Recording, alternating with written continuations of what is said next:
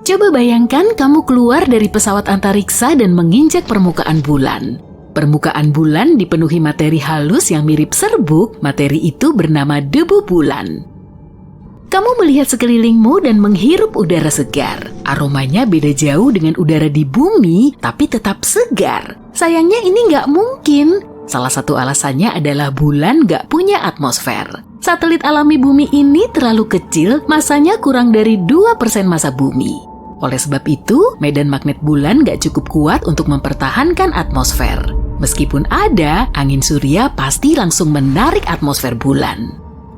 Tapi kalau kamu bisa pergi ke bulan sekitar 3 atau 4 miliar tahun lalu, bulan beda banget sama sekarang. Pada masa itu, sangat mungkin bulan punya atmosfer. Atmosfer terbentuk saat erupsi vulkanis kuat mengguncang bulan. Gas menyebar di seluruh permukaan bulan. Peristiwa itu terjadi sangat cepat sampai nggak ada waktu untuk kabur keluar angkasa. Saat itu, permukaan bulan dipenuhi basin berisi basal vulkanis. Bayangkan magma menyembur tinggi, jatuh ke permukaan dan membentuk aliran lava. Kira-kira seperti itu terbentuknya basin basal di permukaan bulan.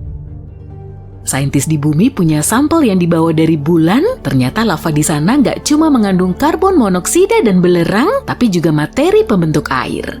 Berkat sampel ini, peneliti berhasil memperhitungkan jumlah gas yang naik dan membentuk atmosfer. Atmosfer bulan tampak paling tebal sekitar 3,5 miliar tahun lalu dan cuma bertahan kira-kira 70 juta tahun. Setelah itu, puff, atmosfer bulan hilang di luar angkasa. Tapi kerennya, waktu bulan punya atmosfer, jaraknya dengan bumi sekitar 3-10 kali lebih dekat. Sebuah simulasi komputer bahkan menunjukkan bulan mungkin 19 kali lebih dekat daripada sekarang. Jarak antara bulan dan bumi mungkin 30.000 km saat itu. Sekarang, jaraknya sekitar 390.000 km. Oleh karena itu, dulu bulan kelihatan jauh lebih besar di langit. Sayangnya waktu itu dinosaurus pun belum ada untuk mengagumi pemandangan itu. Sama dong. Tapi penelitian terbaru memastikan bahwa bulan sebenarnya punya atmosfer. Atmosfer itu tersusun dari hidrogen, neon, dan argon, serta mengandung beberapa gas unik seperti kalium dan natrium. Gas-gas itu nggak ada di atmosfer Mars, Venus, atau bumi. Sayangnya atmosfer semacam itu nggak cocok untuk kita yang bergantung sama oksigen. Tapi tahu nggak, oksigen di bulan sangat melimpah. Kamu pasti bingung kan?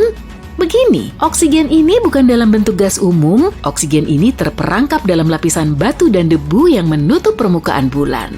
Lapisan ini disebut regolith dan kandungan oksigen di sana mencapai 45%. Berarti kalau manusia belajar mengekstrak oksigen ini, kita bisa tinggal di bulan dong. Nanti dulu, oksigen dalam batuan ini terkait erat dengan mineralnya. Untuk memisahkan komponen ini, kita butuh banyak banget energi dan peralatan khusus. Tapi kalau manusia berhasil memulai proses ini, bulan akan memberikan cukup banyak oksigen. Ada teori bahwa bulan terbentuk saat bumi bertabrakan dengan planet lain. Planet ini pasti lebih kecil, kira-kira seukuran Mars. Peristiwa itu mungkin terjadi sekitar 4,5 miliar tahun lalu. Tapi teori lain bilang bahwa dulunya bulan itu asteroid atau benda langit yang berkelana. Bulan terbentuk di suatu tempat di tata surya. Waktu melintasi bumi, bulan tertangkap gravitasi planet kita. Menurut para pakar lain, dulu bumi berputar sangat cepat sampai sebagian materinya terlepas. Lalu, materi itu mulai mengorbit bumi. Nah, seperti itulah proses munculnya bulan di langit. Ada juga teori yang kurang populer bahwa bulan mungkin muncul bersama pembentukan bumi.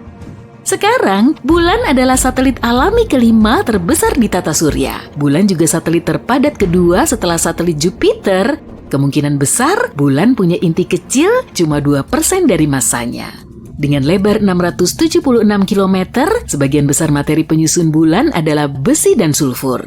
Permukaan bulan gelap meskipun satelit alami bumi ini adalah benda paling terang di langit malam. Faktanya, reflektivitas bulan cuma sedikit lebih tinggi daripada aspal. Kamu mungkin pernah dengar bahwa bulan dengan matahari menyebabkan pasang surut di bumi. Tarikan gravitasi satelit kita ini menciptakan gaya pasang surut. Air menjadi lebih tinggi di sisi yang paling dekat dan paling jauh dengan bulan. Inilah yang disebut dengan air pasang. Tapi nggak banyak orang tahu bahwa bulan juga menyebabkan batuan naik dan turun kayak air. Efek ini memang nggak begitu kentara seperti air laut, tapi masih cukup terlihat. Permukaan padat bumi bergerak sekitar 2 cm setiap pasang surut. Bulan nggak cuma memengaruhi pasang surut, tapi juga memperlambat rotasi bumi. Fenomena ini dikenal dengan pengereman pasang surut. Fenomena ini memperpanjang hari di bumi sekitar 2 milidetik per 100 tahun. Bulan juga menjauh dari bumi sama dengan kecepatan pertumbuhan kuku tangan kira-kira 4 cm per tahun. Jangan lupa potong kuku ya. Kalau kelak bulan pergi jauh, bumi akan kesulitan. Tanpa tarikan gravitasi bulan yang membuat bumi stabil, kemiringan bumi akan mulai berubah drastis. Dari yang tadinya nggak miring, berarti nggak ada musim, sampai miring banget. Berarti cuaca menjadi ekstrem. Karena bulan nggak punya atmosfer, nggak ada yang melindunginya dari suhu ekstrem. Sisi malam bulan dingin banget, suhunya minus 234 derajat Celcius. Tapi di sisi siangnya, suhunya mencapai 121 derajat Celcius. Tanpa atmosfer, bulan juga nggak akan terlindungi dari meteorit. Karena itu permukaan satelit kita ini dipenuhi kawah. Sebagai perbandingan, ada sekitar 190 kawah tumbukan yang teridentifikasi di planet kita. Banyak yang tertutup tumbuhan atau air, tapi di bulan jumlahnya jauh lebih besar, jutaan. Dan sekitar 5.000 kawah itu memiliki diameter lebih dari 20 km. Aktivitas seismik bulan nggak seaktif bumi, oleh sebab itu, kondisi kawah-kawah ini dan formasi purba lainnya masih sempurna meski usianya sudah berabad-abad. Meskipun permukaan bulan sebagian besar adalah gunung berapi tidur, bulan masih mengalami gempa. Gempa itu berpusat beberapa kilometer di bawah permukaannya. Menurut sebuah teori, gempa itu disebabkan oleh penyusutan bulan karena bagian dalamnya masih mendingin. Saintis bilang ukuran bulan menyusut sekitar 45 meter dibanding beberapa ratus juta tahun lalu.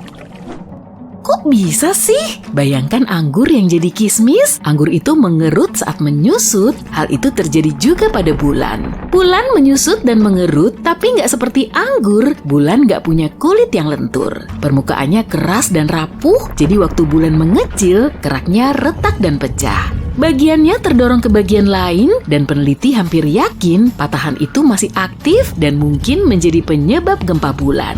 Sebagian gempa ini cukup kuat, hampir 5 skala Richter. Waktu menatap bulan, kamu selalu melihat sisi bulan yang sama kan? Seperti planet kita, bulan berputar pada porosnya. Tapi rotasi ini berlangsung sekitar 27 hari. Waktunya sama dengan saat bulan mengorbit bumi, fenomena itu disebut penguncian pasang surut. Sebelum luar angkasa dijelajahi, manusia nggak pernah melihat wajah lain bulan. Mereka nggak tahu wujud sisi jauh bulan. Sisi dekat bulan sebagian besar terdiri dari dataran luas yang menutupi basin tumbukan. Tapi sisi jauh bulan nggak rata dan penuh kawah. Kerak di sisi ini lebih tebal dengan lebih sedikit bukti aktivitas vulkanis. Ngomong-ngomong, bulan nggak bulat sempurna, bentuknya lebih mirip telur. Kalau dilihat-lihat, salah satu ujung kecilnya selalu menghadap ke arah kamu. Iya, ke arah kamu. Karena itu pusat massa bulan nggak sama dengan pusat gravitasinya. Nyatanya perbedaannya sekitar 2 km, seperti bola golf yang dibikin asal-asalan. Kamu bangun di suatu pagi, menonton berita sambil minum kopi. Mereka melakukannya lagi, ilmuwan itu! Presenter berseru di TV. Laporan beberapa hari lalu mengatakan bulan bergerak makin menjauhi orbit bumi dan jaraknya bertambah 5 cm per tahun. Selama 2000 tahun terakhir, bulan menjauh sepanjang 80 meter. Bukan jarak yang menakutkan, tapi berita itu tetap membuat panik dan prihatin. Orang-orang di seluruh planet bersama-sama berusaha menghentikan kaburnya bulan dari orbit bumi, meskipun sebenarnya bulan gak akan meninggalkan orbit itu selama lebih dari 1 miliar tahun. Tapi semua orang fokus pada manfaat bulan di masa lalu. Seperti yang kita tahu, hidup di bumi nggak akan berevolusi tanpa keberadaannya. Bulan mengendalikan pasang surut dan molekul-molekul atmosfer. Tanpa bulan, manusia khususnya nggak akan berevolusi. Jadi dengan mengapresiasi bulan, para pemimpin dunia memerintahkan ilmuwan untuk mencari solusi guna mendorong bulan lebih mendekati bumi. Mesin pendorong raksasa dibangun di sisi gelap bulan. Mesin dinyalakan dan mencoba mendorong maju, tapi kekuatan awalnya nggak cukup untuk mendorong poros bulan. Bulan justru miring dan berputar pelan. Ketika bulan berputar, para ilmuwan buru-buru mematikan mesin sebelum mesin itu mencapai kekuatan penuh karena akan keluar dari jalur. Para pemimpin nggak menerima tindakan ini dan meminta mereka untuk melanjutkan tujuan. Para ilmuwan bersikeras bahwa perhitungannya nggak benar dan nggak tahu pasti apa yang mungkin terjadi. Keprihatinan mereka diabaikan dan mereka menyaksikan saat daya mesin bertambah besar. Mesin itu perlahan-lahan mendorong bulan dan jaraknya berkurang. Tapi karena waktunya salah, sudut yang dibidik menyebabkan komplikasi. Dorongan dan gravitasi bumi memastikan bulan mengikuti orbitnya dalam jarak yang lebih dekat. Tapi dengan kombinasi dorongan awal pada sudut tidak langsung, bulan diarahkan menjauh dari bumi dengan cepat bergerak lebih jauh keluar lintasannya untuk meninggalkan orbitnya. Setelah selesai sarapan dan mematikan TV, kamu keluar untuk melihat bulan. Bulan jauh tinggi di atas sana dan kelihatannya baik-baik aja. Pasti pembaca berita itu melebih-lebihkan. Masalah bulan sekarang cuma renungan. Kalaupun benar, bagaimana mungkin akan berdampak pada hari-hari kita? Pagi itu terasa wajar seperti hari biasanya di kantor. Selama istirahat makan siang, kamu pergi ke kota dan dalam perjalananmu menyadari angin bertambah kencang, makin kuat dan dingin. Pasti badai sedang mendekat. Dengan cepat kamu mengecek bulan. Bulan tampak lebih kecil, sekitar setengah ukurannya pagi tadi. Tapi sekarang tengah hari, jadi harusnya ukurannya segitu kan? Setelah menghabiskan makan siangmu di restoran itu, kamu pergi dan mendapati suasana lebih gelap. Angin jauh lebih kencang daripada sebelumnya, tapi nggak ada awan badai di langit. Orang-orang di jalan menuju ke langit, terkejut karena sesuatu yang terjadi di sana. Mungkin gerhana? Ketika orang-orang mulai berlarian di jalan dengan panik, kamu mendongak dan gak bisa melihat bulan. Bingung dengan semuanya ini, kamu putuskan untuk pulang hari itu. Ketika sampai di rumah, kamu menyalakan TV. Pembaca berita yang lebih serius dari yang tadi pagi menjelaskan bahwa bulan telah meninggalkan orbit bumi dan sekarang melayang di suatu tempat di ruang angkasa. Hilangnya bulan berarti siklus harian telah berubah. Sekarang cuma ada 6-12 jam sinar matahari sehari dan 1000 lebih per tahun. Aku cuma harus bekerja setengahnya, katamu bersemangat sambil mengepalkan tangan ke udara.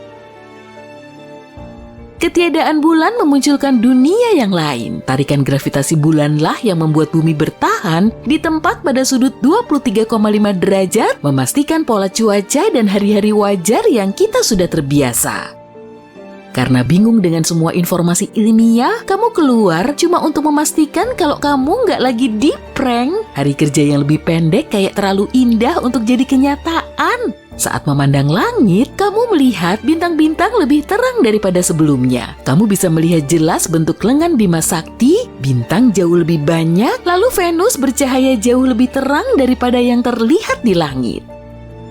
Ini pemandangan indah, tapi kamu nggak yakin apa langit malam yang lebih cerah sepadan dengan ketiadaan bulan. Kamu nggak tertarik dengan astronomi, jadi kamu memutuskan untuk pergi tidur. Ide bagus untuk menyesuaikan diri terhadap siklus malam dan siang yang baru. Kamu setel alarm untuk berbunyi dalam 2 jam. Itu sudah cukup lama, batinmu senang. Toh besok Sabtu, kamu harus bangun pagi-pagi untuk berselancar menangkap gelombang pasang tinggi itu. Kamu bangun, mengumpulkan keperluanmu, lalu berkendara ke pantai. Berita di radio menjelaskan tentang kurangnya pertahanan bumi sekarang terhadap asteroid tanpa kehadiran bulan. Lalu radio membahas masalah pasang surut. Bagaimana pasang surut sekarang jadi sepertiga ukuran biasanya. Kamu nggak yakin dampaknya terhadap gelombang? Mungkin gelombang akan lebih besar. Kamu parkir mobilmu di pantai, mengambil papan selancar, dan memandang ke lokasi selancar. Harusnya sekarang sedang pasang tinggi, tapi entah kenapa, laut lebih jauh daripada biasanya. Kamu abaikan rintangan harus berjalan menuju air. Setelah lama berjalan dengan antusias ke arah ombak yang ganas, mood kamu berubah saat mendekat, menatap kosong pada ombak yang kecil. Dengan kesal, kamu pulang. Sambil berkendara, kamu mendengarkan berita lagi dan lebih memperhatikan informasi. Musim yang berganti mengakibatkan pola cuaca yang tidak menentu, angin lebih cepat dan lebih kuat, membentuk badai yang lebih kencang, dan di beberapa tempat cuma ada kondisi yang stagnan. Ekuator nggak lagi selalu hangat, kutub nggak selalu dingin, dan kedalaman air turun. Pasang surut cuma menyesuaikan dengan gravitasi matahari, berkurang jadi sepertiga kedalaman prabulan. Di seluruh dunia, ketinggian air laut berubah, turun di kutub-kutub, genangan air di sekitar ekuator bergeser. Bulan mengatur pasang surut dan memberikan pergantian berkala yang menjadi unsur kunci untuk membantu kehidupan di bumi. Bentuk-bentuk kehidupan air terlantar di perairan dangkal di seluruh dunia. Siklus kehidupan mikroba menjadi kacau dan kamu nggak bisa membayangkan sesuatu yang sesimpel perubahan pasang surut bisa begitu penting artinya bagi miliaran bentuk kehidupan. Air dan curah hujan tidak lagi bisa menyediakan kebutuhan di tempat sebelumnya. Cuaca semakin ekstrem, lebih panas dalam periode lebih lama, dan lebih dingin di bagian dunia lain. Seiring waktu, beberapa ribu tahun ke depan, gurun-gurun kering akan berubah menjadi zaman es. Perubahan intens ini mengganggu keteraturan alam dari semua yang terkait kehidupan di bumi.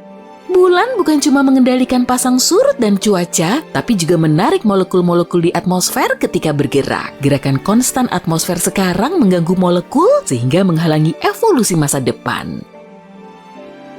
Kamu tiba di rumah, kecewa setelah tahu berita yang mengecilkan hati itu. Kamu bukan cuma nggak bisa berselancar lagi, tapi seluruh kehidupan di dunia akan berubah. Zaman devolusi telah dimulai, di tahun mendatang, flora dan fauna berubah untuk menyesuaikan terhadap dunia baru ini. Hewan-hewan bermigrasi yang berpindah ke padang lebih hijau gak akan menemukan apapun. Burung-burung bingung dengan pergantian musim yang tiada akhirnya. Hewan-hewan yang hibernasi keluar masuk sarang mereka di waktu yang salah, dan vegetasi berjuang tumbuh dalam kurangnya sinar matahari. Hewan-hewan malam gak bisa melihat tanpa bantuan pantulan cahaya bulan, meskipun Venus sumber cahaya paling terang ketika gelap, intensitasnya cuma 1/1000 cahaya bulan. Hewan pemangsa yang berburu di malam hari gak bisa menemukan mangsa, sehingga memberi peluang hewan yang lebih kecil untuk berkembang. Meskipun kehidupan telah berubah, bumi akan terus ada. Tapi penyesuaian tiba-tiba akan menjadi ujian bagi semua makhluk hidup. Seiring waktu, akan menarik untuk melihat spesies yang beradaptasi dan berevolusi. Dunia di mana tikus dan mencit lebih menonjol karena kemampuan adaptasinya bisa memunculkan spesies dominan baru. Dalam jutaan tahun evolusi, keturunan mereka akan berkembang dan kita bisa melihat mencit herbivoras ukuran kerbau melintasi dataran dan tikus ukuran harimau berkeliaran di hutan. Mencit yang hidup di pohon dengan lengan panjang mereka mungkin akan berayun-ayun di sela-sela cabang pohon. Yang lain mungkin akan pindah ke laut menggantikan mamalia untuk memakan makhluk air. Tikus-tikus predator bermata lebar mungkin akan muncul dan memiliki sifat serupa kelelawar dengan ekolokasi dan menjadi penakluk malam gelap gulita. Spesies baru yang akan muncul akan terus diawasi manusia dimanapun kita berada. Woi, bangun woi. Jangan tidur dulu, dengerin deh. Ada sinyal FM 5 detik yang berasal dari salah satu satelit Jupiter. Kamu langsung meraih ponsel untuk memberitahu rekan-rekanmu. Mereka keheranan saat mencerna informasi darimu dan bergegas menuju ke lab. Selama bertahun-tahun, kamu telah bekerja sebagai ilmuwan di probe Juno yang menjelajahi Jupiter. Tapi baru kali ini kamu bisa mengamati fenomena seunik ini. Ganymede merupakan satelit terbesar Jupiter sekaligus yang terjumbo di seantero tata surya kita. Kalau saja nggak ngorbit Jupiter, statusnya akan berubah menjadi planet. Malahan, ukurannya lebih besar dari Merkurius dan Pluto. Tapi uniknya, Ganymede punya medan magnet. Umurnya sudah 4,5 miliar tahun, atau kurang lebih setua Jupiter. Untuk mengorbit planetnya, Ganymede perlu waktu selama 7 hari di bumi. Semua rekanmu sudah mengerumuni laboratorium dan gak sabar ingin menyaksikan rekaman sinyal yang berasal dari luar angkasa itu. Mereka juga ikut menerka-nerka, mencoba mencari tahu sumbernya. Sekitar 40% permukaan Ganymede gelap dan diselimuti banyak kawah, tapi 60% sisanya terang. Di situ terdapat formasi geologi yang mungkin disebabkan oleh aktivitas tektonik atau pelepasan air dari bawah permukaannya.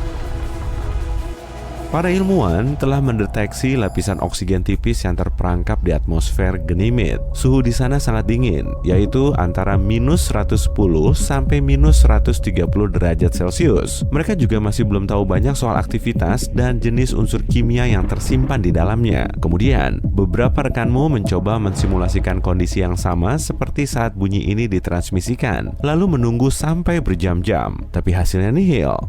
Mungkin tadi cuma kebetulan. Kamu langsung menuju sistem kontrol untuk mengaktifkan wahana antariksa Juno. Misi ini bertujuan untuk mengamati gravitasi, medan magnet, atmosfer, dan evolusi Jupiter.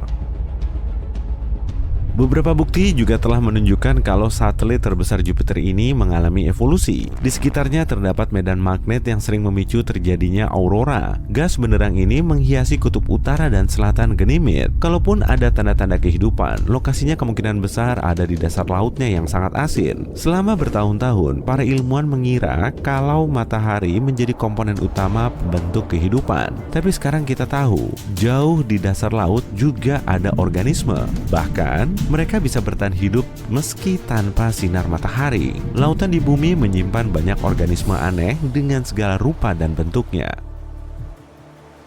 Lili laut hidup di kedalaman 3000 meter di bawah laut. Penampilannya memang mirip dengan bunga lili, tapi organisme ini bukan termasuk tumbuhan, melainkan hewan. Jangan salah dulu, bagian tubuh yang mirip batang dan daun ini sebetulnya punya ujung saraf untuk mendeteksi makanan di sekitar. Hiu goblin termasuk hiu teraneh yang ada di dasar laut. Panjang tubuhnya bisa sampai 3,5 meter dan moncongnya kelihatan sangat unik. Ada juga anglerfish. Sungut di kepalanya bisa berpendar untuk menarik mangsa dan mencari jalan di dasar laut yang gelap. Mungkin mirip-mirip kayak senter alami yang nggak perlu baterai baru ya. Senter alami ini cuma ada di kepala anglerfish betina. Hewan laut lain yang berpenampilan nyeleneh, misalnya bluefish. Habitatnya ada di Samudra Atlantik, Pasifik, dan Hindia. Tepatnya berada 2.700 meter di bawah permukaan laut.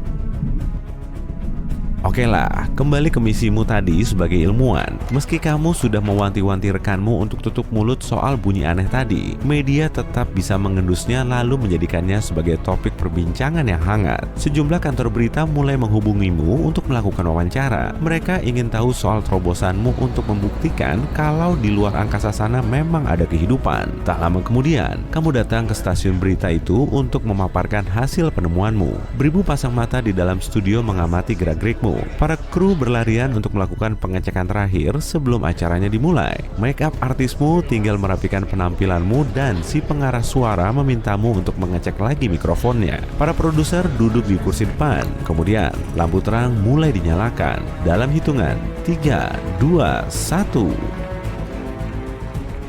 Si pembawa acara memperkenalkanmu ke para penonton. Kemudian, kamu diminta untuk menjelaskan soal bunyi yang kamu dengar. Lalu, kamu mulai memaparkan soal probe antariksa Juno yang mengitari Jupiter. Setelah mengajukan beberapa pertanyaan lain, si pembawa acara akhirnya memberimu pertanyaan yang paling menggelitik. Mungkin gak sih kalau suara misterius itu berasal dari peradaban lain? Semua penonton seketika terdiam, tapi kamu cuma bisa duduk terpaku karena bingung harus jawab apa. Di dasar laut masih ada kehidupan loh. Meski tekanannya 1000 kali lebih kuat daripada permukaan laut. Alga yang notabene merupakan makanan bagi para hewan laut nggak termasuk dalam menu pilihan para hewan laut dalam. Karena di bawah sana sangat minim cahaya matahari. Banyak penghuni bawah laut harus mengasup sisa makanan yang tenggelam. Suhu dingin dan tekanan kuat juga telah mengubah struktur sel di dalam tubuhnya, membuatnya lebih tahan banting dari ikan pada umumnya. Bakteri punya caranya sendiri untuk bertahan hidup. Penelitian menunjukkan organisme ini mengasup gas dan bahan kimia seperti sulfur dan karbon dioksida, metana, dan hidrogen terlepas saat lempeng tektonik saling bergesekan. Sejumlah bakteri juga mengasup gas tersebut. tardigrade atau beruang laut termasuk hewan mikroskopis yang bisa bertahan hidup dalam kondisi ekstrim. Habitatnya ada di gunung berapi, gletser beku, dan bahkan di luar angkasa. Nah, bisa jadi di Ganymede juga ada tanda-tanda kehidupan. Saat kamu memaparkan teorimu, para penonton mendengarkan dengan hikmat. Kamu juga menambahkan kalau kamu belum yakin soal asal-muasal suara unik tadi. Bisa jadi itu dihasilkan peradaban lain, atau mungkin cuma fenomena alam biasa.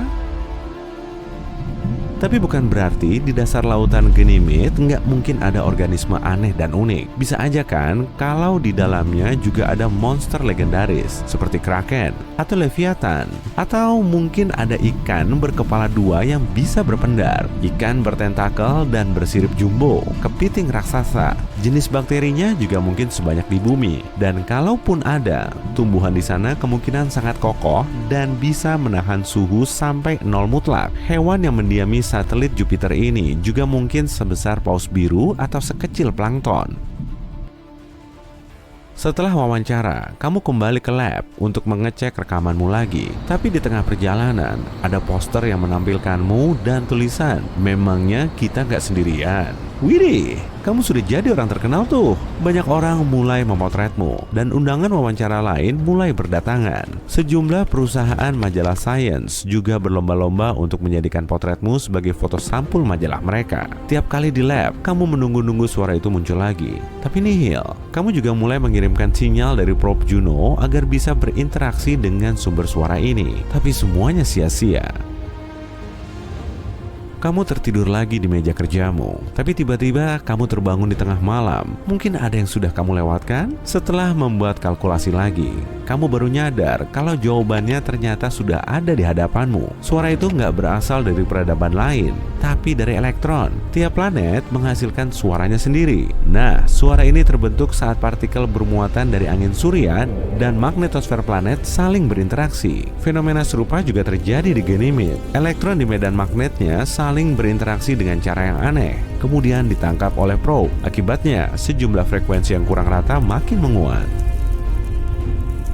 Duh, kamu jadi malu sendiri deh. Sebelum fajar menyingsing, kamu segera mengabarkan berita ini ke rekanmu. Agensi yang tadi mewawancaraimu segera bikin pernyataan resmi yang isinya peradaban lain nggak berinteraksi dengan kita. Kamu cuma bisa terduduk di ruang kerjamu sambil menunggu peristiwa yang selanjutnya bakal terjadi. Menurut prediksi, satelit Jupiter lain, Europa, juga bisa menyokong kehidupan. Di dalamnya terdapat inti besi, mantel, dan lautan asin yang volumenya mencapai 2 kali lautan di bumi. Dan sama seperti di Ganymede, lautan Europa berada di bawah kerak es. Para ilmuwan mengklaim kemungkinan Europa juga punya gunung berapi aktif dan sejumlah bakteri tahan banting. Dengan kandungan air, bahan kimia, dan sumber energi spesifik yang cukup, Europa bisa menghasilkan kehidupan. Tapi kemungkinan di sana cuma ada mikroba kecil.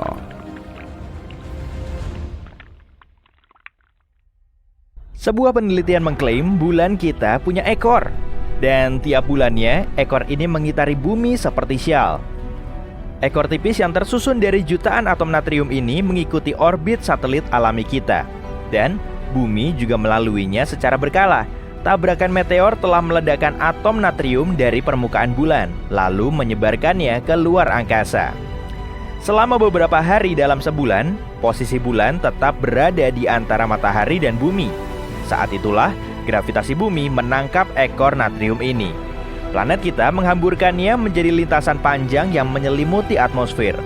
Ekor bulan ini nggak membahayakan, tapi nggak bisa terdeteksi oleh mata manusia. Karena intensitasnya 50 kali lebih redup dari benda yang bisa kita lihat. Meski begitu, selama momen langka itu, teleskop super canggih bisa mengamati sinar kekuningannya di langit sana. Wujudnya mirip titik mengkilap dan besarnya 5 kali diameter bulan. Menurut klaim para ahli matematika, lubang putih kemungkinan memang ada. Tapi sampai saat ini, mereka belum bisa menemukannya. Kalaupun bisa melihatnya, kamu nggak akan bisa memasuki lubang putih dari luar.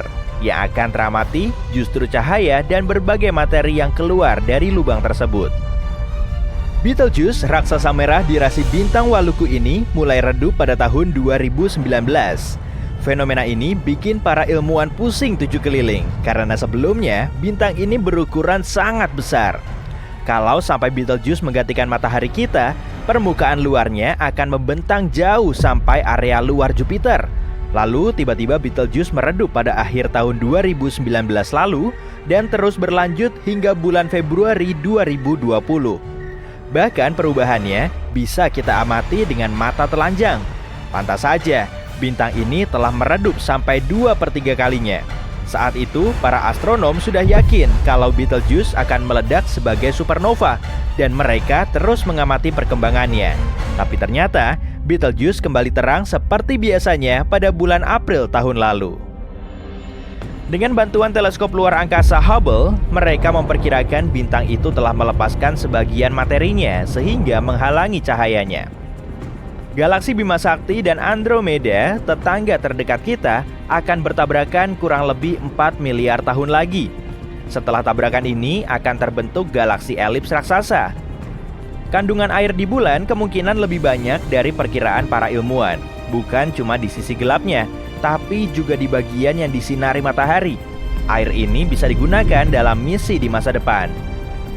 Eksoplanet permen kapas terdiri dari planet di luar tata surya kita.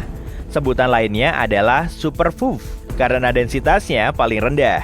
Meski penampilannya ringan dan lembut mirip permen kapas, ukuran planet ini sangat besar. Misi Juno telah mendeteksi kejanggalan di atmosfer atas Jupiter. Fenomena aneh ini berupa objek biru yang berputar-putar. 2 kilatan cahaya benderang muncul hanya dalam hitungan milidetik. Cahayanya menjulang tinggi dan mengarah ke permukaan planet tersebut. Kalau di bumi, kilat seperti ini biasanya muncul di ketinggian 96 km di atas badai petir raksasa. Semesta ini nggak melulu punya planet Katai. Galaksi Katai pun juga ada loh. Dan di dalamnya terdapat 1000 hingga bermiliar-miliar bintang. Sebagai pembanding aja ya, galaksi Bima Sakti punya 250 sampai 400 miliar bintang. Badai seukuran bumi terus mengamuk di Saturnus. Kita biasa menyebutnya sebagai bintik putih raksasa. Ada juga ekor putihnya yang mengelilingi planet tersebut. Kemunculannya sekitar 30 tahun sekali, saat belahan utara Saturnus lebih condong ke matahari.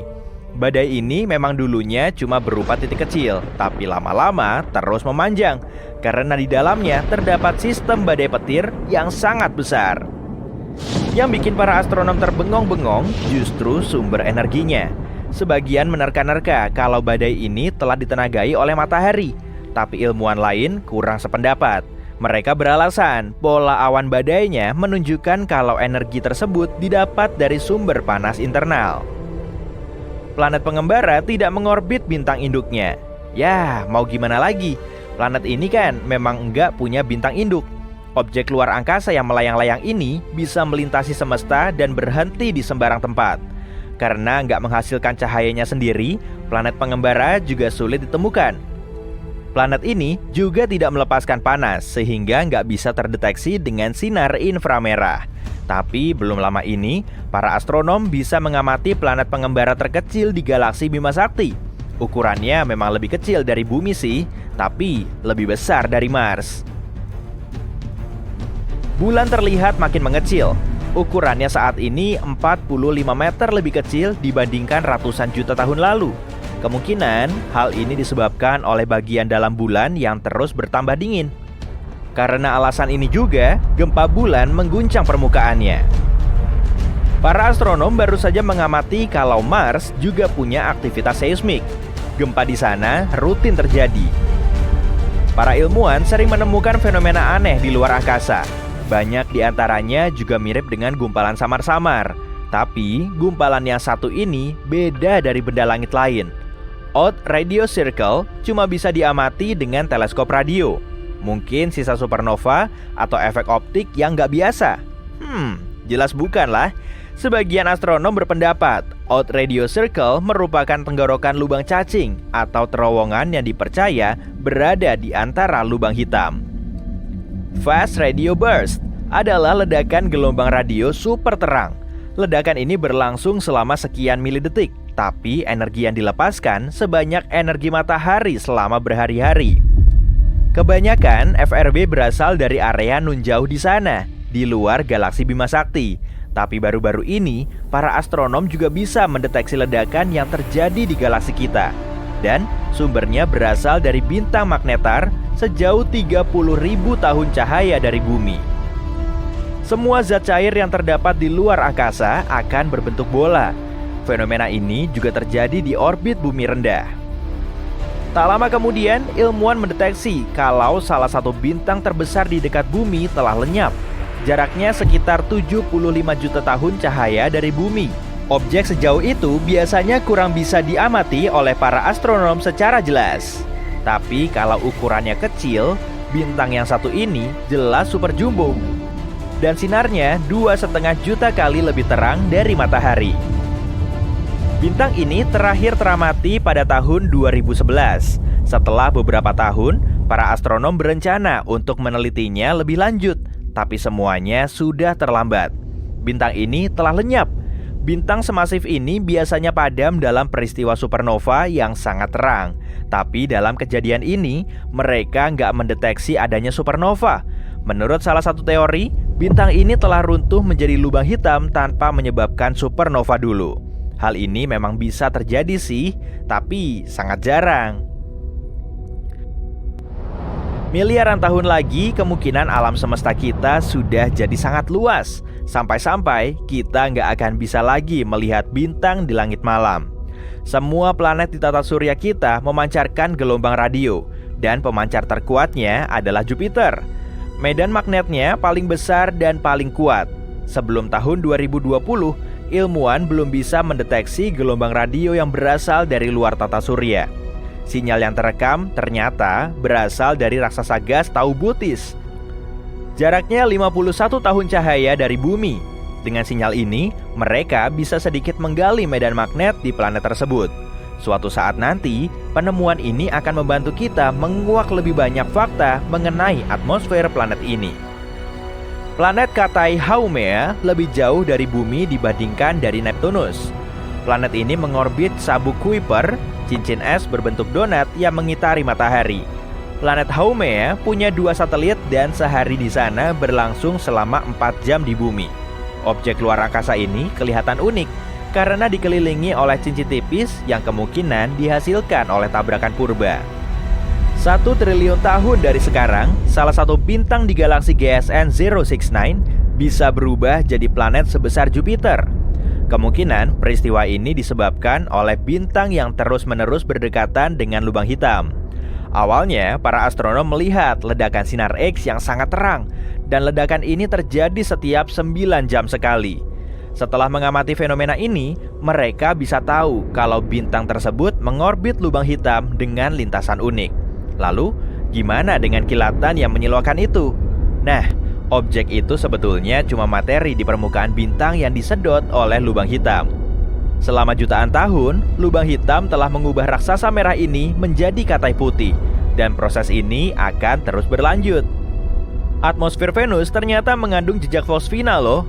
Kalau di planet kita, gas ini tak berwarna, mudah terbakar, dan sering dijumpai di tempat hidup mikroba. Makanya, muncul juga teori baru yang menyatakan kalau di Venus kemungkinan ada kehidupan.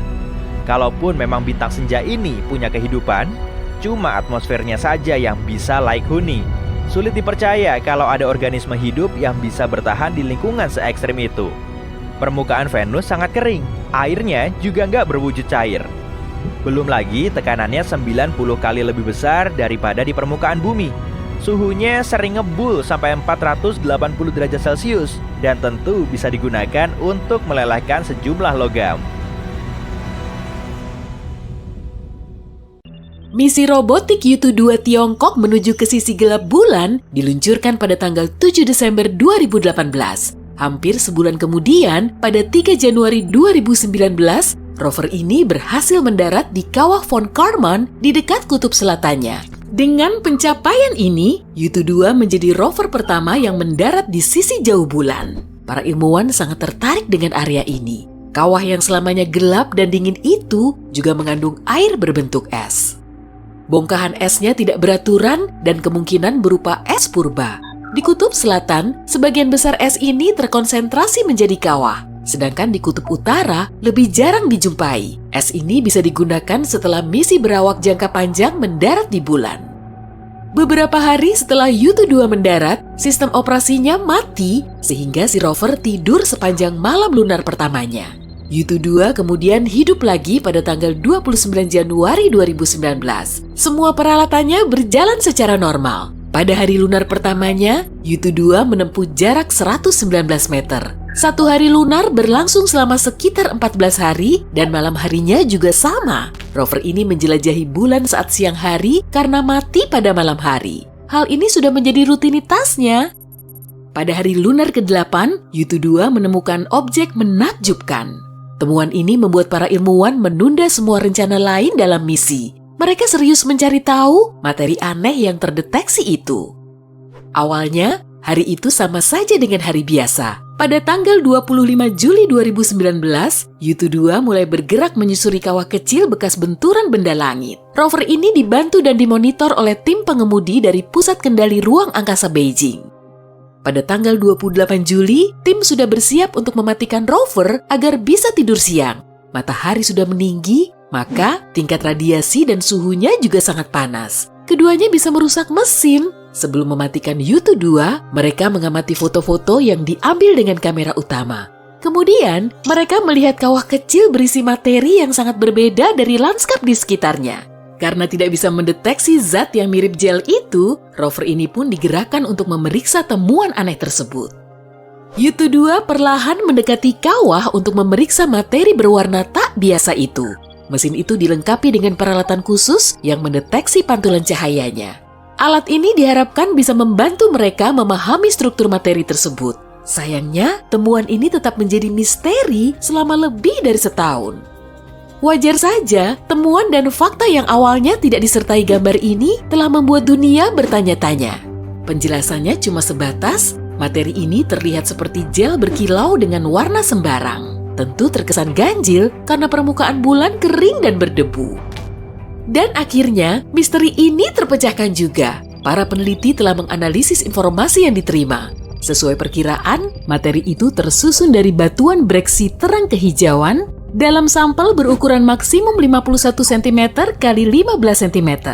Wujudnya mirip salad jeli isi buah. Saat dilelehkan, batuan ini akan terlihat seperti kaca. Batuan breksi tersusun atas potongan batu tajam yang menyatu karena zat kapur. Sampel yang ditemukan di sisi jauh bulan tersusun dari campuran berbagai mineral. Zat penyusun utamanya berupa silikat, salah satu komponen yang paling banyak terdapat pada kerak bulan dan kerak bumi. Di dalam sampel itu juga ada sedikit kaca, berarti materi itu terbentuk selama letusan gunung berapi. Tapi, aktivitas vulkanik di bulan sudah berhenti sejak 3 miliar tahun lalu. Karena itulah, para peneliti sangat ragu kalau temuan luar biasa ini disebabkan oleh aktivitas vulkanik. Kemungkinan penyebabnya adalah asteroid, komet, atau meteorit raksasa yang pernah menghantam bulan. Dalam benturan itu, tekanan dan suhunya sangat tinggi sehingga banyak batuan langsung meleleh. Sebagian di antaranya cepat dingin dan terbentuklah kaca. Sisanya terakumulasi di kawah bekas benturan dan perlu waktu lama agar dingin. Maka terbentuklah batuan baru. Materi itu kemungkinan tidak terbentuk di kawah Von Karman, tapi di kawah Vincent dan Alder yang berdekatan. Lubang yang ditemukan berdiameter maksimum 2 meter, jadi materi yang terbentuk pastilah tidak lebih dari 2,5 cm. Tapi ukurannya terlalu kecil untuk bisa menghasilkan batuan breksi sebesar itu.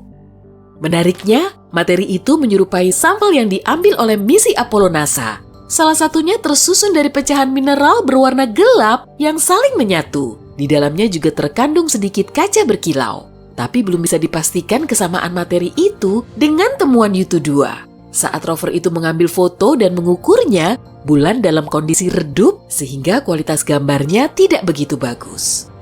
Para ahli di Apollo NASA punya misi memeriksa area bulan yang belum pernah dijelajahi. Karena itulah, mereka tidak punya sampel apapun yang bisa dibandingkan dengan materi terang kehijauan yang ditemukan Yutu-2. Tapi kalau dugaan mereka ternyata benar, artinya sisi jauh bulan kemungkinan sangat mirip dengan sisi yang menghadap ke bumi. Memangnya apa sih istimewanya sisi gelap dari satelit bumi ini? Dan kenapa kita tidak bisa melihatnya? Penyebabnya yaitu fenomena penguncian pasang surut. Satu-satunya satelit alami bumi ini berotasi pada porosnya selama 27 hari. Selama itu pula, bulan mengorbit planet kita. Karena inilah, kita selalu melihat sisi bulan yang sama. Tepatnya, kita bisa melihat 59% dari permukaan bulan. Jadi, dalam 1 tahun, kita bisa sekilas melihat sisi jauh bulan. Sisi bulan yang tidak bisa kita lihat berbeda dari sisi yang menghadap bumi karena tidak punya titik hitam kasat mata di malam hari. Titik ini berupa permukaan basalt bulan yang disebut lunar Maria dan terbentuk oleh letusan gunung berapi purba. Peristiwa ini terjadi sekitar 3-4 miliar tahun lalu. Sisi jauh bulan didominasi kawah dan gunung tinggi, jadi bukan berupa dataran. Salah satu gagasan yang bisa menjelaskan perbedaan yang mencolok di kedua sisi ini yaitu teori tumbukan. Teori ini menyatakan kalau miliaran tahun lalu, bumi bertumbukan dengan planet atau objek raksasa lain. Setelah itu, runtuhannya menabrak objek lain yang kemudian menjadi bulan kita. Inilah yang menyebabkan lanskap bulan sangat berbeda dari bumi. Teori yang lebih baru menyatakan sisi bulan yang menghadap bumi lebih hangat karena panas yang dipancarkan oleh planet kita. Selama letusan gunung berapi itu, sisi jauh bulan bersuhu dingin, sehingga mineralnya lebih cepat padat. Mineral ini menjadi lapisan pelindung atau tameng yang melindungi bagian dalam bulan dari hantaman meteorit. Tiap benturan membentuk kawah besar. Selain itu, kerak yang jauh lebih lunak di sisi depan memuntahkan lava setiap kali dihantam meteorit. Setelah dingin, lava ini akan menutup kawah bekas tumbukan. Meski sisi jauh bulan sering disebut gelap, sinar matahari yang menerpa kedua sisi bisa dibilang sama terang. Sisi yang menghadap bumi terlihat lebih terang karena cahaya yang berasal dari bumi. Para ahli sangat tertarik untuk menjelajahi sisi jauh bulan karena 2 alasan. Setelah meninggalkan bumi, sekian banyak gelombang radio terhalang oleh bulan. Kalau para astronom bisa membuat teleskop radio atau teleskop optik di sisi gelap bulan, mereka bisa mengumpulkan lebih banyak data dan masalah interferensi bisa dihindari. Teleskop itu juga akan terlindung dari pantulan sinar matahari dari planet kita. Selain itu, teleskop akan terlindung dari radiasi sinar matahari kalau didirikan di dalam kawah. Mereka bisa melihat sisi jauh bulan dengan sangat jelas. Para ilmuwan juga yakin kalau di sisi jauh bulan terdapat banyak helium-3. Bumi terlindung dari angin matahari yang meniupkan gas helium-3 karena medan magnet bumi, tapi satelit alami kita tidak punya pelindung ini. Karena itulah, mereka beranggapan bulan bisa menjadi tempat yang sangat cocok untuk menambang helium. Unsur langka ini nantinya bisa digunakan sebagai bahan bakar dalam reaksi fusi. Coba deh arahkan pandanganmu ke langit sana. Lihat titik kecil berwarna kuning itu kan? Nah, itulah Titan, satelit alami terbesar di Saturnus ini. Merupakan bulan terbesar kedua di tata surya kita. Dan kemungkinan Titan menjadi satu-satunya tempat di tata surya yang mengandung air, selain di bumi tentunya. Titan juga punya atmosfer pelindung untuk menjaganya dari radiasi matahari dan sinar kosmik. Sama seperti bumi, ibarat rumah, Titan perlu banyak sekali bebatuan untuk menjaga kelangsungan hidup.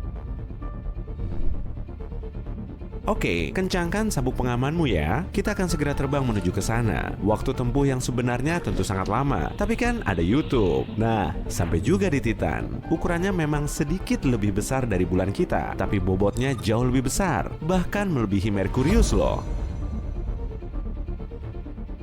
Artinya, gravitasi Titan masih cukup lemah. Beratmu di sini akan 7 kali lebih ringan daripada di bumi. Saat sedang berolahraga di gym dekat rumah, mungkin kamu bisa mengangkat beban 70 kg. Tapi di Titan, kamu bisa lebih strong karena sanggup mengangkat 450 kg. Wah, mantul abis!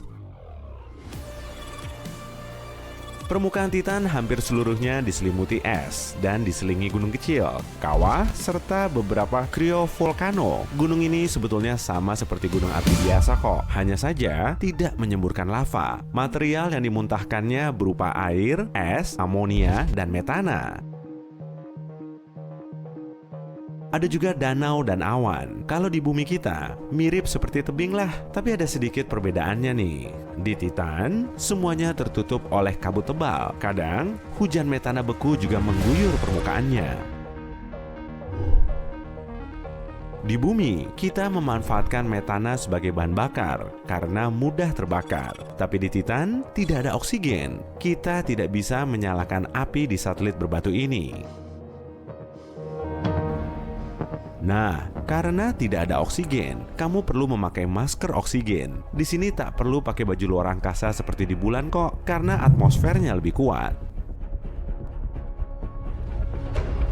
Tapi kamu membawa mantel tebal kan? Siap-siap lo ya, karena sebentar lagi udaranya akan sangat dingin. Suhunya bisa mencapai minus 185 derajat Celcius. Di bumi saja, suhu terdinginnya cuma sampai minus 90 derajat Celcius. Itu pun terjadi di kutub selatan. Suhu di Titan sangat dingin karena lokasinya sangat jauh dari matahari.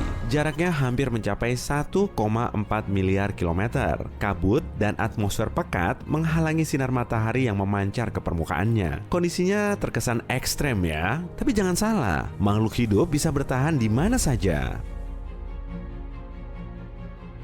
Misalnya saja bakteri Deino. Nama latinnya panjang banget. Organisme ini bisa bertahan hidup meski berada di tempat yang sangat dingin dan terpapar radiasi. Bahkan bisa hidup selama setahun di luar angkasa, lebih tepatnya di bagian luar Stasiun Luar Angkasa Internasional. Stasiun luar angkasa memang tidak ada apa-apanya dibandingkan Titan, apalagi kalau kita menelisik satelit alami ini secara lebih mendalam. Banyak ilmuwan yang meyakini ada lautan luas di bawah permukaannya. Gravitasi Saturnus membuat inti Titan agak panas. Di lautan tersebut juga terdapat amonia. Senyawa ini seperti anti bekunya Titan. Selama airnya tidak membeku, makhluk hidup akan bisa bertahan hidup. Jadi, ada apa saja di bawah sana? Sebetulnya, para ilmuwan sudah menemukan bukti nyata kalau di permukaan Titan terdapat kehidupan. Nah, coba lihat mikroskop ini.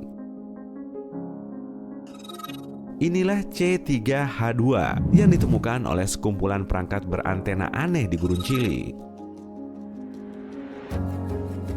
Sebanyak 66 antena diarahkan ke langit menuju titik yang sama. Molekul C3H2 bisa berperan sebagai pembentuk DNA yang merupakan kode kehidupan. Sebagian orang menganggap molekul ini sudah ada di planet kita sejak miliaran tahun lalu, saat kehidupan baru dimulai.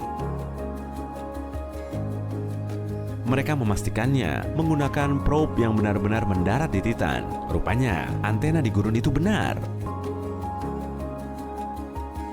Titan menduduki posisi teratas dalam daftar lokasi yang bisa kita tinggali suatu saat nanti. Weh, Mars, kamu tersikut ya? NASA memiliki proyek baru bernama Misi Dragonfly. Lembaga antariksa Amerika Serikat ini akan mengirimkan drone ke Titan agar bisa menjelajahi lebih dekat. Misi ini akan diluncurkan 6 tahun lagi dan roketnya akan mencapai satelit Saturnus ini 9 tahun kemudian. Jadi kita masih perlu menunggu lama nih sebelum akhirnya bisa angkut-angkut barang menuju Titan. Setelah mendarat di permukaan Titan, drone Dragonfly akan terbang berputar-putar seperti helikopter ganda. Drone ini akan punya 8 baling-baling selebar hampir 1 meter.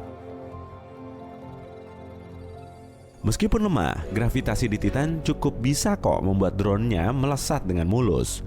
Dragonfly akan mampu terbang sejauh 2,3 km, lepas landas, dan mendaratnya secara vertikal, sama seperti helikopter biasa. Tapi, masalah utamanya terdapat di baterai drone. Para ilmuwan menemukan generator yang bisa mengubah energi radiasi panas menjadi energi listrik. Ya, pokoknya gitu deh. Dalam sekali cas, diperkirakan bisa dipakai untuk terbang non-stop selama beberapa jam. Dragonfly akan mengangkut banyak peralatan yang dipakai untuk melakukan penelitian. Jadi, bentuknya akan sangat berbeda dari drone yang biasa kita terbangkan di taman saat weekend. Beratnya saja setara dengan total berat 3 ekor burung unta. Drone ini juga akan punya 2 drill, sejumlah sensor, alat spektro untuk mencari bahan kimia yang terdapat di Titan. Selain itu, Dragonfly akan dilengkapi dengan saluran cuacanya sendiri, beserta ribuan instrumen untuk mengukur suhu, awan, dan lain-lain. Seperti gadget canggih zaman now, drone ini punya kamera. Siap-siap saja kamu akan mendapatkan foto landscape Titan yang sangat menawan. Semalam di Titan berlangsung sekitar 8 hari di bumi. Saat itulah drone akan bergerak lambat di permukaan sambil mengecas dan menganalisis sampel. Prosesnya memang berlangsung sangat lama, tapi bagus dong. Jauhnya jarak dari bumi menuju Titan menyebabkan sedikit masalah, yaitu komunikasi jadi tertunda. Saat dipancarkan, sinyal harus menempuh jarak dari pusat pengendali misi menuju Dragonfly sejauh setengah kali jarak tata surya kita selama 1 jam. Lain halnya saat menuju Mars, sinyalnya cuma tertunda sekitar 10 menit. Nah, kalau ke bulan, tertunda selama sekitar 1 detik. Dragonfly digadang-gadang bisa memberikan lebih banyak informasi tentang kelayakan satelit Titan untuk kita tempati. Sebagian ahli bahkan ingin mencari sup purba. Sup ini merupakan campuran berbagai zat penting yang menjadi unsur pembentuk kehidupan. Kita bisa melihat sup yang sama di bumi sekitar 4 miliar tahun yang lalu dan setiap organisme hidup yang pernah ada berkembang dari campuran unsur organik ini. Jika proyek Dragonfly berhasil dan Titan memang bisa dihuni, drone ini akan punya satu misi lagi, yaitu menemukan tempat yang laik untuk kita tinggali. Tapi, pembentukan koloni mandiri di planet lain tentu saja akan menjadi hal tersulit yang pernah kita lakukan. Kendala pertamanya yaitu produksi energi. Ya, mungkin kita bisa mendirikan semacam pembangkit listrik tenaga nuklir, kemudian tempat bernaung untuk mesin dan manusia. Bangunan baru di Titan harus bisa melindungi kita dari suhu dingin yang menggigit serta cuaca buruk. Kita juga perlu mencari cara untuk mengumpulkan serta menghasilkan air minum dan oksigen. Belum lagi rumah kaca untuk menanam sumber makanan. Oh ya, perlu juga menambang bahan bakar yang nantinya diisikan ke kendaraan. Nah, untungnya Titan punya banyak persediaan metana. Tentunya sangat bagus untuk dijadikan sebagai bahan bakar. Tapi, perlu diingat juga masalah besarnya. Karena gravitasi di Titan sangat lemah, penghuninya bisa kehilangan banyak massa otot. Akibatnya, mereka akan sulit bekerja, bahkan menjalani hidup. Belum lagi kriovolcano yang terus menyemburkan materialnya kapan saja. Atau mungkin kita perlu ide yang lebih berani dan menantang. Ubah saja atmosfernya. Tak perlu lagi tuh pakai topi dan sarung tangan berlapis-lapis. Untuk mewujudkannya, kita perlu melakukan terraform di permukaan Titan agar mirip bumi dalam waktu yang lama. Atmosfer Titan harus diperkaya dengan oksigen agar kita bisa bernafas. Bagusnya lagi, kalau suhunya agak lebih hangat. Setelah itu, perlu juga menciptakan biosfer dengan menanam tumbuhan. Kita bisa mengubah Titan menjadi hutan rimbun penuh dengan pepohonan yang kita bawa dari bumi. Tapi karena tekanan dan gravitasinya berlainan, pepohonan di sana akan terlihat berbeda dari yang biasa kita lihat di bumi. Mungkin akan tumbuh sangat tinggi atau malah berukuran super duper mini. Siapa yang tahu pasti? Yang jelas, kita perlu memastikan Titan memang laik dihuni makhluk hidup. Para ilmuwan baru-baru ini menduga ada bentuk kehidupan di Venus. Ukuran planet ini hampir sama dengan bumi, bahkan juga dijuluki sebagai kembaran bumi. Mereka menemukan gas fosfina di Venus. Konon gas ini dihasilkan oleh organisme hidup. Rupanya dugaan ini salah. Ya, tidak sepenuhnya salah sih. Ada sedikit gas fosfina yang menggantung di udara, tapi jumlahnya jauh lebih sedikit dari perkiraan awal. Nah kan, peneliti planet lain memang susah banget guys. Ilmuwan masih sering keliru.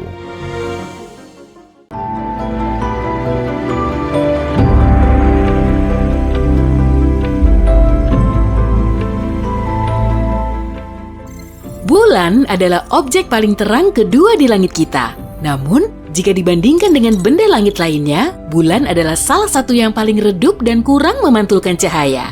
Satelit alami kita ini hanya terlihat terang karena letaknya dekat dengan bumi. Sebagai perbandingan, planet kita terlihat lebih terang apabila kamu melihatnya dari luar angkasa. Ini dikarenakan awan, es, dan salju memantulkan lebih banyak cahaya dibandingkan bebatuan pada umumnya. Triton, satelit Neptunus, memiliki permukaan yang sepenuhnya tertutup beberapa lapis es. Jika satelit ini menggantikan bulan kesayangan kita, langit malam pasti akan jadi 7 kali lebih terang. Semakin dekat bulan ke cakrawala, semakin besar pula ia terlihat. Fenomena ini disebut ilusi bulan. Salah satu teori menyatakan kalau atmosfer berperan sebagai kaca pembesar yang membuat bulan terlihat lebih besar. Tapi kenyataannya, kalau atmosfer memang seperti kaca pembesar, bulan harusnya malah terlihat lebih kecil, bukan lebih besar. Sebagian besar ahli meyakini kalau ilusi ini terbentuk oleh pikiran kita yang menganggap ukuran bulan 2 kali lebih besar atau bahkan lebih. Saat satelit alami bumi ini menggantung tinggi di langit, kita tidak memiliki gambaran seberapa jauh bulan sebenarnya. Tapi saat berada di dekat cakrawala, kamu bisa melihat benda di sekitarnya dengan lebih detail. Ini membuat bulan terlihat lebih besar, tapi ini hanyalah satu dari banyak teori yang menjelaskan fenomena ini. Oh ya, kamu bisa mendapatkan ilusi yang sama jika kamu membungkuk dan melihat bulan secara terbalik dari kedua kakimu. 2 atau 3 tahun yang lalu, ada sebuah asteroid yang tertarik ke dalam orbit bumi dan mulai mengelilingi planet kita. Meskipun ukurannya tidak lebih besar dari ukuran mobil kebanyakan, tetap saja kejadian ini terbilang luar biasa. Di antara lebih dari 1 juta asteroid yang dikenal para astronom, hanya sedikit yang mengorbit planet kita. Dan asteroid ini adalah yang kedua diketahui mengorbit bumi. Namanya 2020 CD3 yang merupakan bulan mini sementara. Keberadaannya di orbit bumi tidaklah lama, objek ini mengikuti orbit secara acak dan perlahan menjauh dari bumi. Benda langit yang tertangkap sementara seperti 2020 CD3 sangatlah langka. Benda langit ini harus memiliki arah dan kecepatan tertentu agar dapat tertangkap oleh tarikan gravitasi bumi. Kalau tidak, mereka akan jatuh ke bumi atau terbang ke arah yang berbeda. Fenomena bulan sementara adalah peristiwa paling membingungkan yang terjadi di bulan. Fenomena ini berupa cahaya berwarna atau perubahan lain di permukaan bulan yang berlangsung sangat cepat. Seringnya sih berupa kilatan cahaya. Para astronom telah mengamati fenomena ini sejak tahun 1950-an. Mereka menyadari kalau kilatan ini terjadi secara acak. Terkadang terjadi beberapa kali seminggu, lalu menghilang selama beberapa bulan. Seringnya, kejadian ini tidak berlangsung lebih dari beberapa menit, tapi ada juga yang bertahan hingga berjam-jam. Saat itu, di tahun 1969, satu hari sebelum Apollo 11 mendarat di bulan, salah satu peserta misi ini menyadari kalau satu bagian di bulan lebih terang dibandingkan lingkungan sekitarnya. Terlihat seolah area itu memiliki sejenis zat fluoresens. Sayangnya, masih belum jelas apakah fenomena ini terkait dengan kilatan bulan yang misterius atau tidak. Ada kemungkinan terdapat lebih banyak logam di kawah bulan, misalnya titanium atau besi, daripada yang diketahui para astronom. Lalu apa masalahnya? Hal ini bertolak belakang dengan teori utama terbentuknya bulan. Teori tersebut mengatakan kalau satelit ini berputar menjauh dari planet kita setelah bertabrakan dengan objek luar angkasa yang berukuran sangat besar. Tapi kenapa kerak bumi dengan sedikit kandungan logam hanya mempunyai jauh lebih sedikit oksida besi dibandingkan kerak bulan? Bisa jadi ini karena bulan terbentuk dari material yang berada jauh di dalam planet kita. Atau logam-logam ini muncul saat permukaan bulan mendidih dan perlahan mendingin. Gravitasi bulan hanya sekitar 17% dari gravitasi bumi. Kalau beratmu 90 kg di planet kita, di bulan, beratmu akan berkurang jadi 15 kg saja. Kamu juga akan bisa mengangkut benda 6 kali lebih berat dibanding yang bisa kamu angkut di bumi. Akan lebih mudah berjalan di permukaan bulan, tapi juga akan jauh lebih berbahaya. Kakimu yang berada di dalam baju luar angkasa yang berat akan terbenam pada tanah bulan hingga sedalam 15 cm. Tapi coba bayangkan, kamu mencoba untuk menggantikan proses berjalan yang membosankan ini dengan melompat di udara. Maka, dalam sekejap kamu akan kehilangan kendali. Apalagi permukaan bulan dipenuhi dengan lubang-lubang yang dalam, akan sulit sekali untuk menghindarinya.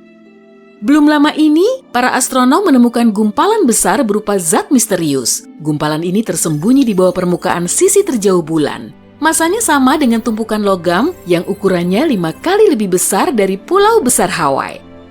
Benda misterius ini berada hampir sedalam 322 km di bawah kawah yang tercipta miliaran tahun yang lalu. Gumpalan ini kemungkinannya berhubungan dengan sebuah tabrakan dahsyat. Bisa jadi ini adalah inti logam dari objek yang menabrak bulan dulu. Para ilmuwan tidak sabar untuk meneliti benda tersebut. Penemuan ini bisa menjelaskan banyak hal tentang kawah kutub selatan Aitken, kawah terbesar yang kita ketahui yang ada di tata surya. Jika ada di bumi, cekungannya yang berbentuk oval akan membentang dari Washington DC ke Texas. Tidak ada udara di bulan, tapi kenapa gumpalan itu bisa berkarat? Para ilmuwan menemukan adanya hematit di bulan dan ini adalah sejenis karat. Instrumen khusus untuk riset milik NASA meneliti cahaya yang direfleksikan pada permukaan bulan. Rupanya, komposisi kutub bulan sangat berbeda dibandingkan dengan bagian bulan yang lain. Permukaan bulan dipenuhi dengan bebatuan yang kaya akan besi. Tapi, tanpa oksigen dan air, karat tidak bisa muncul. Belum lagi keberadaan angin surya yang membombardir bulan dengan hidrogen, di mana hidrogen menghambat pembentukan hematit. Meskipun tidak punya atmosfer, bulan memiliki sedikit jejak oksigen yang berasal dari lapisan teratas atmosfer planet kita. Bumi juga hampir sepenuhnya melindungi bulan dari terpaan angin surya, walaupun tidak sepanjang waktu. Meskipun satelit alami kita ini kering kerontang, mungkin saja terdapat air beku dalam kawah di sisi terjauhnya. Bentuk bulan tidak bulat sempurna, tapi lebih seperti telur. Selain itu, pusat masanya berada lebih dari 1,6 km dari pusat geometrisnya. Bumi dan bulan perlahan-lahan saling menjauh, sama lambatnya dengan pertumbuhan kukumu. Ini adalah akibat lain dari gaya gravitasi satelit kita. Gravitasi bulan mengakibatkan air pasang surut di bumi. Dalam waktu bersamaan, ini juga menarik bulan menjauhi bumi. Alhasil, bulan bergerak ke orbit yang lebih tinggi. Pada zaman prasejarah, bulan jauh lebih dekat ke bumi dibandingkan sekarang. Tenang, kita tidak akan kehilangan bulan. Semakin bulan bergerak menjauh, semakin lemah tarikan gravitasinya. Ini artinya, planet kita tidak akan lagi mendorong bulan menjauh dengan terlalu kuat. Hanya ada sedikit aktivitas yang terjadi di bulan. Selain itu, hampir tidak ada atmosfer di sekelilingnya. Itulah sebabnya ilmuwan bisa meneliti kawah akibat tabrakan miliaran tahun yang lalu yang memenuhi permukaan bulan. Sambil menghitung usia kawah tersebut, para astronom menemukan bahwa bulan bersama planet kita melewati masa pembombardiran berat akhir sekitar 4 miliar tahun yang lalu. Peristiwa yang juga dikenal dengan sebutan bencana bulan ini berlangsung selama beberapa ratus juta tahun. Pada saat itu, banyak sekali asteroid yang bertabrakan dengan bumi, Merkurius, Mars, dan Venus. Kemungkinan ada labirin tabung lava di bulan. Belum lama ini, para astronom mendapatkan hasil topografi di bawah permukaan bulan. Mereka menemukan gua berukuran sangat besar di bawah permukaan satelit ini. Panjangnya sekitar 48 km dan lebarnya 96 km. Kemungkinan gua ini merupakan hasil dari aktivitas gunung berapi selama 3 miliar tahun. Setelah aliran lavanya mengeras, terbentuklah lempengan keras dan tebal di bagian luarnya. Tapi di dalamnya, lava terus mengalir, melelehkan batu, lalu membentuk gua dan terowongan. Lubang yang jumlahnya begitu banyak di permukaan bulan yang ditemukan oleh NASA kemungkinan merupakan pintu masuk ke gua lava tersebut. Bentuk orbit bulan yang mengelilingi bumi tidaklah bulat, melainkan oval. Itulah sebabnya jarak antara planet dan satelit kesayangan kita ini selalu berbeda-beda. Mulai lebih dari 362.000 km hingga 402.000 km. Hanya ada sedikit aktivitas seismik yang terjadi di bulan. Tapi, gempa kecil di bulan yang disebabkan tarikan gravitasi bumi terkadang terjadi beberapa kilometer di bawah permukaannya. Setelah itu, muncul retakan dan patahan di permukaannya dan gas mencuat keluar dari sana.